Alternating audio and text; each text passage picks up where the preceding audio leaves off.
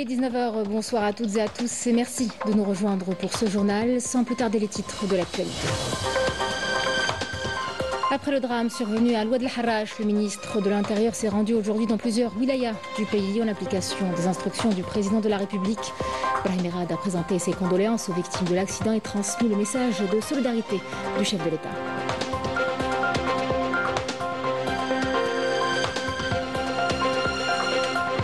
À Boumardès, l'arboriculture fruitière s'impose comme un véritable pari sur l'avenir. Entre diversification des cultures et recherche de nouvelles variétés, les agriculteurs misent sur une culture à la fois rentable et respectueuse de l'environnement.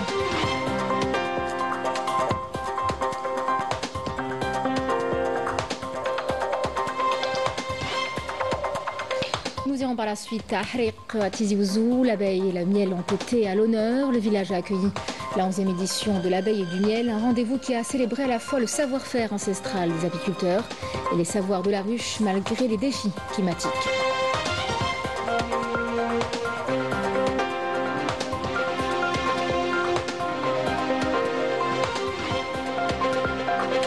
Et puis nous terminerons avec cette douceur incontournable des étés chez nous. Le créponné séduit toujours autant. Il vient d'être classé parmi les meilleurs desserts glacés au monde, premier en Afrique et dans le monde arabe. Il est aujourd'hui érigé en fierté nationale.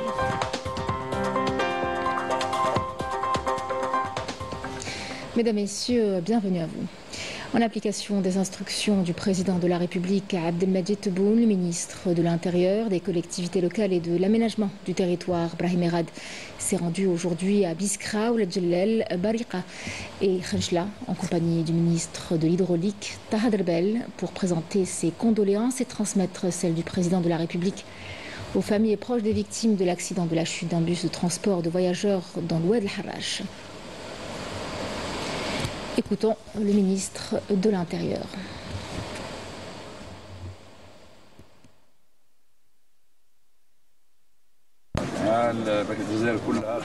Nous avons tous été touchés par cette terrible tragédie. Nous sommes là aujourd'hui pour exprimer notre solidarité et notre soutien aux familles des victimes endeuillées, pour transmettre nos condoléances et celles du président de la République aux familles des victimes. C'est un rendez-vous important pour l'Afrique et ça se passera à Alger le mois prochain, la foire commerciale intra-africaine.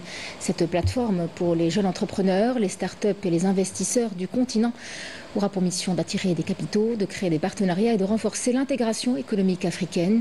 Cette édition promet d'être mémorable au vu de l'impact et de la visibilité internationale attendue. Badi Amarni. Dynamiser les échanges entre les pays africains, attirer les investissements et renforcer l'intégration économique du continent. Des objectifs parmi tant d'autres que la foire commerciale interafricaine et ATF 2025 s'est fixé. Un événement grandiose qui affiche clairement ses ambitions en tant que catalyseur majeur de l'intégration économique africaine. Les organisateurs comptent faire de cette édition la plus marquante en termes d'impact économique et de visibilité internationale, tout en réaffirmant le rôle de l'Algérie comme locomotive du développement africain. Tout ça est une dynamique pour relancer l'entrepreneuriat en Afrique. Et c'est une bonne initiative et je ne suis pas surpris que cette initiative vienne de l'Algérie. C'est un pays qui a toujours été à l'écoute de l'Afrique et qui a toujours œuvré pour l'intégration africaine, qu'elle soit sécuritaire, politique, économique, sociale. L'EATF est également un espace consacré aux jeunes entrepreneurs africains créateurs de start-up, aux étudiants universitaires et chercheurs en quête d'opportunités de partenariat à tous les niveaux. Des journées spéciales ouvertes aux pays et aux entités des secteurs publics et privés pour faire valoir leurs opportunités en matière de commerce, d'investissement, de tourisme et de culture seront au rendez-vous. Cette belle rencontre qui est la foire commerciale intra-africaine attend des milliers de personnes, 75 pays, 44 milliards de chiffres d'affaires attendus en business, en B2B. Et cette belle opportunité sera, à travers le village des startups, sera une belle opportunité pour nos startups, pour nos créations d'entreprises et pour valoriser notre jeunesse autour des startups. L'écosystème des startups en Afrique connaît une évolution quand même remarquable, qui est portée par une jeunesse travailleuse, une jeunesse entreprenante, l'essor du numérique et l'appui croissant des investisseurs locaux et internationaux. En tant qu'Union internationale des hommes d'affaires, nous avons beaucoup de projets dans le domaine économique et nous sommes très regardants sur la participation de la jeunesse africaine car elle constitue l'avenir de l'Afrique et de son développement. L'Algérie compte bien faire de ce rendez-vous d'envergure un levier d'émergence économique. L'édition 2025, qui bénéficie d'un grand intérêt et du soutien des autorités algériennes, marquera une nouvelle étape dans le processus d'émancipation économique du continent africain.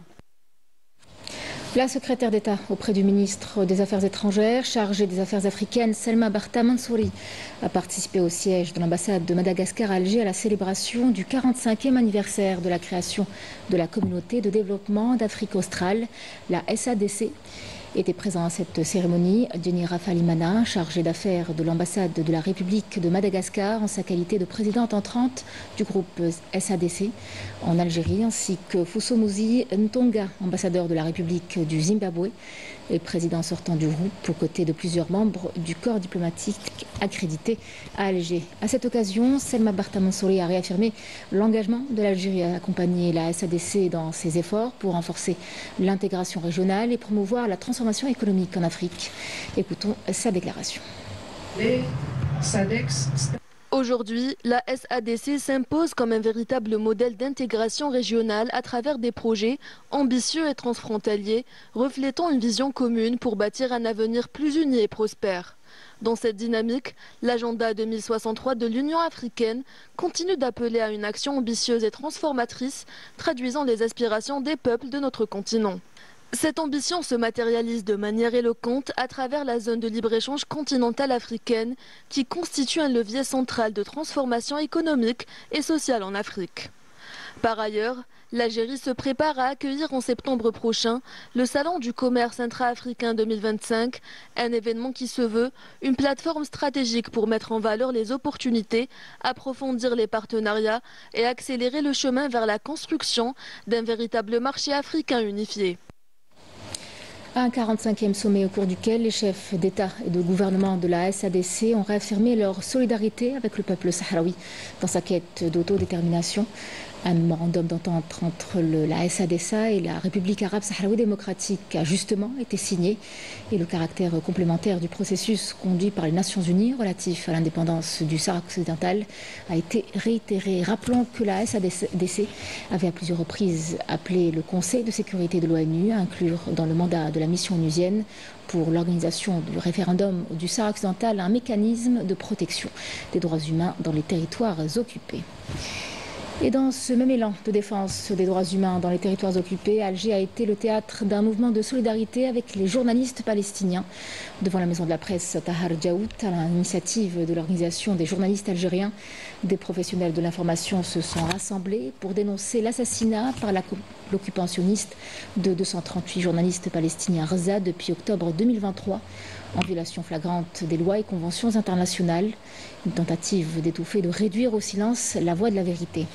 Le président de l'Organisation nationale des journalistes algériens a exprimé en son nom et au nom de ses confrères une solidarité sans faille avec les journalistes palestiniens, saluant leur courage à mener la bataille des mots face à la machine de guerre sioniste. Il a affirmé au monde entier que le journaliste palestinien n'est pas seulement un relais de l'information, mais aussi un véritable combattant armé de sa plume et de sa caméra, un soldat infatigable sur le front de la vérité. Des journalistes palestiniens qui vivent sous les bombes et avec eux c'est toute la population razaoui qui paye le prix fort. Des familles entières fuient encore une fois, laissant maison et souvenirs derrière elles. Plus de la moitié de Raza est en ruine et pour beaucoup ce déplacement est un arrachement, un foyer qu'on perd à chaque fois sur le chemin de l'exil. Selma Al-Awadi et Badé Amarni. Dans le quartier de Zeytoun, à l'est de Raza, l'occupation impose un quotidien de peur et de destruction sous un déluge continu de bombes et de roquettes. Les blindés progressent et transforment les rues en champs de bataille. Des milliers d'habitants n'ont d'autre choix que de fuir, contraints à l'exode. Ils laissent derrière eux leur maison pour affronter l'inconnu à la recherche d'un abri sûr. Abri qu'ils ne trouveront peut-être jamais. Zeytoun, qui était il y a quelques mois seulement un quartier vivant, n'est aujourd'hui que désolation et le symbole poignant de toute une ville meurtrie. Comme vous le voyez, il y a un ordre d'évacuation de certaines régions. Nous sommes obligés de quitter comme à chaque fois. À peine on s'installe qu'un autre ordre de quitter l'endroit parvient.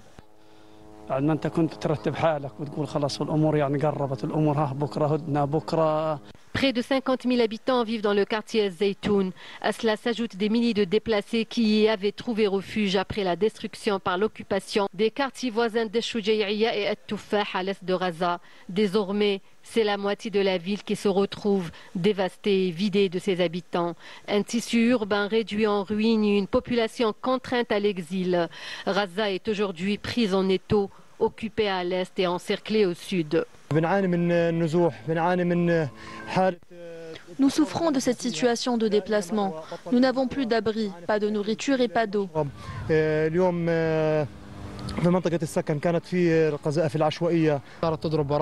bombardements ont fait plusieurs blessés. Nous avons échappé au pire. Nous ne pouvons pas tout prendre. Nous avons laissé beaucoup de choses à la maison qui s'est d'ailleurs effondrée. Ici, aucune maison n'est restée debout. À la hâte, les familles ramassent ce qu'elles peuvent, tandis que derrière s'effondrent des maisons chargées de souvenirs. Ce n'est pas qu'un simple déplacement, c'est un arrachement brutal, un déracinement qui dépouille l'être humain de son passé, de son histoire et de tout ce qui faisait autrefois son foyer. En France, la crise n'est pas seulement économique, elle est aussi sociale et politique. Certains responsables choisissent de détourner l'attention en alimentant entre autres des discours de haine contre l'Algérie, alors que l'inflation, le chômage et la dette publique pèsent de plus en plus lourd sur les ménages. D'autant plus que le gouvernement français doit aussi faire face aux scandales de corruption en interne. Bref, un climat qui nourrit colère et incompréhension dans une société déjà profondément fracturée. Mohamed Kaïs et Rina Louari. Dans un climat déjà tendu, la droite et l'extrême droite française redoublent d'efforts pour élargir leur influence et imposer leur discours de haine et de repli identitaire auprès de larges franges de la société. Un discours corrosif, nourri de polémiques et de contradictions, alors même que des affaires de détournement de fonds publics et privilèges fiscaux viennent révéler un double visage. Décidément, l'extrême droite a un problème avec l'argent et avec l'honnêteté. On apprend par la presse que le gouvernement a fait une énorme ristourne fiscale de 640 millions d'euros à Vincent Bolloré, 14e fortune française et soutien de l'extrême droite. Pourquoi les chefs d'entreprise réfléchissent à aller mettre leur siège ailleurs, à aller faire plus d'activités à l'étranger, à réfléchir eux-mêmes à partir avec leur patrimoine dans les pays limitrophes, même en Italie, qui leur propose de venir. Pourquoi? Parce qu'ils sont désespérés de la situation économique en France et qu'ils ne voient aucune perspective pour les 2, 5, 8, 10 prochaines années. La France est plongée dans une crise sociale profonde. Explosion des inégalités, inflation persistante, chômage en hausse et dette publique hors de contrôle. En plus, d'un racisme et d'une xénophobie qui se sont eux aussi accentués. Un vécu quotidien qui pousse de plus en plus de citoyens à quitter le pays. Toute la jeunesse, elle veut quitter la France. J'ai jamais vu une affirmation aussi vraie. On veut tous partir, mais la France, c'est en train de nous rendre tous dépressifs. Aujourd'hui, t'as au moins une personne sur 4 qui veut aller vivre ailleurs. Les gens, ils se plaignent de la mentalité en France, de l'ambiance qui règne. C'est vrai qu'il n'y a plus de sécurité en France. La justice à 2 vitesses. Les gens, ils en peuvent plus de ça aussi. Et pour les gens qui font un peu d'argent et qui veulent vivre, ils veulent arrêter de survivre, ils veulent vivre, passer un cap. Au lieu d'agir pour apaiser les tensions d'un climat social déjà lourd, le gouvernement français nourrit colère et incompréhension au sein d'une société profondément fracturée. Tandis qu'il demeure lui-même fragilisé par des critiques persistantes liées aux scandales de corruption et aux affaires de détournement de fonds publics. Mais comment rester sage vu l'état de la France que l'on nous propose? Car quand bien même le gouffre entre les Français semble immense tellement il a été creusé, sans discontinuer par des responsables politiques et médiatiques aussi cyniques que besogneux, ce racisme vient leur proposer d'exister à nouveau, mais en écrasant les autres. Car l'humiliation est puissante et elle peut galvaniser des millions de gamins aux rêves subtilisés. Bien sûr, avec les œillères qui sont les vôtres, vous verrez cet appel à un retour à la paix sociale comme une perturbation, mais après tout, qui peut prétendre faire de la politique sans prendre position? Alors que la France s'engouffre dans les fractures sociales et économiques qui se sont creusées au fil des années, le pays apparaît aujourd'hui au bord d'un basculement vers un avenir flou et incertain où tout reste à construire. Revenons chez nous, en Algérie, à Boumerdès plus exactement, où une exploitation agricole fait figure d'exemple. Alors on y retrouve une organisation millimétrée, un suivi technique régulier et surtout une impressionnante diversité, des vergers fruitiers jusqu'à la culture de l'arganier. Près de 100 000 plants de cet arbre sont déjà en préparation, preuve que l'activité ne se limite plus à la production classique. En tout cas, tout est fait pour avoir des cultures de qualité dans le respect de l'environnement. Rina Lourari. Située dans la wilaya de Boumerdès, ces étendues verdoyantes dessinent le paysage d'une exploitation agricole pilote qui s'impose comme un véritable modèle de réussite. Ici, rien n'est laissé au hasard.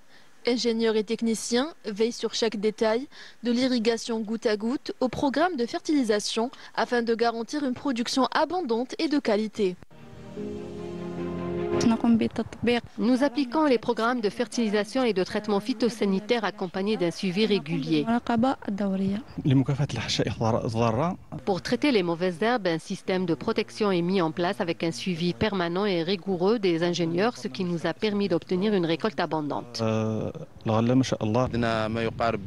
Nous cultivons entre 80 à 100 variétés de fruits tels que les amandiers et les arbres fruitiers à noyaux, comme les pommiers, les poiriers et la vigne. L'activité de cette exploitation ne s'arrête pas aux vergers fruitiers. Elle s'étend également dans cette pépinière à la culture de l'arganier, un arbre rare et précieux cultivé avec soin. Ici, la production suit un cycle complet de la plantation de la graine jusqu'à sa croissance. Un suivi technique est assuré par une équipe d'ingénieurs et d'ouvriers qualifiés afin de garantir à cette variété les meilleures conditions de développement. Cette pépinière compte près de 100 000 plants d'arganier qui seront mis en terre au courant de cette année. Dans cette exploitation, l'agriculture se pense comme un projet d'avenir rigoureusement encadré, ouverte à la diversification et misant sur les cultures à forte valeur économique et environnementale.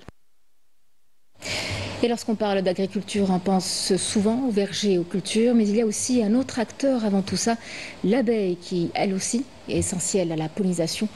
Elle a besoin d'être valorisée. À Tizi Ouzou, dans le village d'Ahriq, elle était à l'honneur avec la 11e édition du Festival de l'abeille et du miel. Un événement qui a mis en avant la richesse du produit, mais aussi les difficultés du métier, marquées par le changement climatique et la hausse des coûts. Un festival qui a en tout cas rassemblé apiculteurs, visiteurs et amateurs de miel venus de toute la région. Bada Amrani. Au cœur du village d'Ahriq, les rues et les ruelles se sont transformées en un véritable festival de couleurs pour accueillir les visiteurs et participants à la 11e édition du Festival de l'abeille et du miel. Venus de plusieurs régions, ils sont attirés par les saveurs du miel et des produits locaux. Nous sommes des habitués de ce festival. Nous venons voir nos amis et discuter avec les apiculteurs passionnés. Nous sommes venus exposer nos produits. Nous produisons du miel à Nasseria, mais aussi au sud. Nous proposons même du propolis et de la gelée royale. Ces dernières années, notre métier est devenu difficile à cause du réchauffement climatique. On a dû revoir nos prix à la hausse car les produits de traitement coûtent cher. Nos prix varient entre 8 000 dinars à 9 000 dinars le kilo de miel.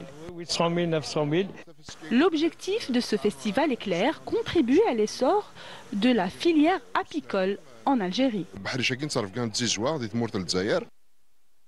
Pour les apiculteurs, c'est l'occasion de faire connaître aux visiteurs la valeur et l'importance des produits de la ruche, mais de partager également les difficultés rencontrées dans leur métier. Plusieurs conférences ont été organisées pour expliquer les usages et les bienfaits de ces produits naturels. Notre village est connu pour la qualité du miel produit de nos chères abeilles. C'est pourquoi depuis 11 ans, nous organisons cet événement. Le miel est un produit en or. Nous sommes venus d'Alger, mon ami et moi, pour acheter du miel. Nous avons aussi acheté du fromage produit localement. À la même occasion, le fromage local.